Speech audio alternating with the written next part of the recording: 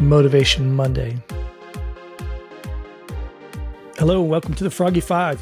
I'm your host, Jim Freilich, founder and managing partner of Froggy Companies. And today I'm privileged to be joined by Jason Yarusi. We'll start at the beginning. Jason, tell me how you came to be, and then share anything you might have had to persevere, overcome on your journey to be where you are today.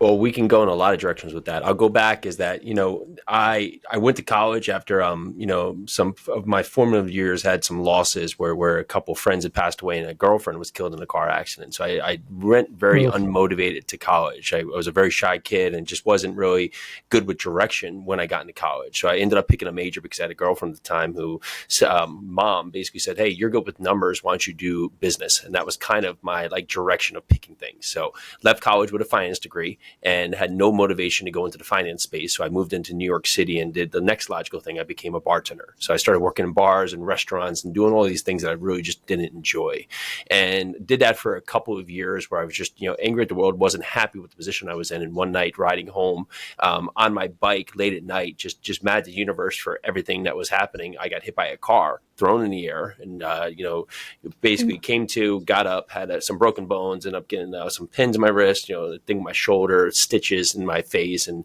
pulled out of the road and go to the hospital. And the next day, all I could think about was like, man, I have to get back to work because I need to make rent. Right. And so I had this crazy moment of pause, like, okay, that is literally a ridiculous thought. You just kept complaining about where you are, the position you're in, all the things around you. And now all you can think about is getting back to the life that you just came to after getting hit by a car that you don't want to be at. So I'm not going to say it changed overnight, but I started, thinking and being more self-aware of how I was showing up. I started to make small changes, get up at a more routine time, stop, being out late, stop drinking after, bartending jobs. And lo and behold, things started to change in a positive manner. So opened up a bar, I opened up a brewery at a time, sold the brewery. And then in 2010 and 2011, I moved out to New Jersey to help my dad with his construction business. At that time, Hurricane Sandy had happened. That decimated the East Coast, and my dad had a very small construction company that he would lift and move houses. And so very unique business where it was not something that is like every day that people are lifting houses. It would just, a couple projects a month he would do, we'd do like 12 projects, 13 projects a year. And from that, his business overnight with this hurricane went to those 12 projects a year to hundreds of calls a day. It was just insane. So my little brother was working for me. My wife now, who was my girlfriend at the time, Peely, and myself, we moved out to New Jersey and helped Dad just take on the onslaught of business. And that was a good step in a good direction. We ended up at some part, we were doing a couple hundred jobs a year at that point. So we went from 12 to about like 250, 300 jobs a year. And through that course, I kept asking, right, like, how am I going to get control of my life? Because here I am working in the bar. It's like, you serve a beer, you get a tip. Here I am in this very unique niche construction business where you have to be very active, right? You can't pull myself out because of just the complexity of it and the risk of it. And I kept asking, like, what else can we do?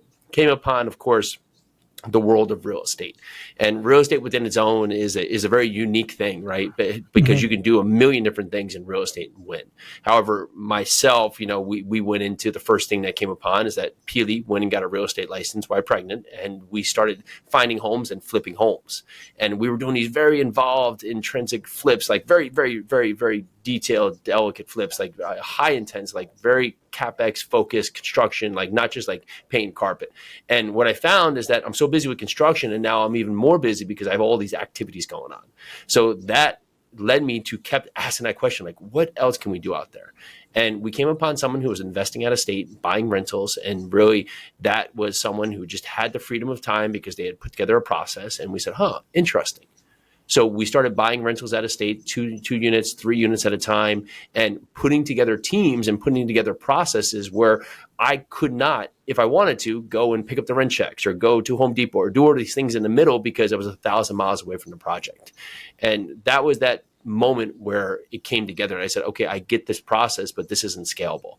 Having 50 duplexes all around the country, all around the market just seemed like uncontrolled chaos. So came upon a podcast, and the podcast, someone was talking about buying apartment buildings.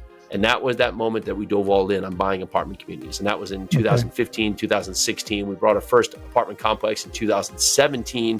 And fast forward today, we're actually a little over 3,000 units now, a little over 300 million of real estate we've acquired mainly down here in the Southeast. That's an incredible story. Hey, thanks for having me on. If anybody else wants to find out more about what we're doing, please come to froggycompanies.com. Check out our 3 different business areas. It was great talking to you, and see you next time.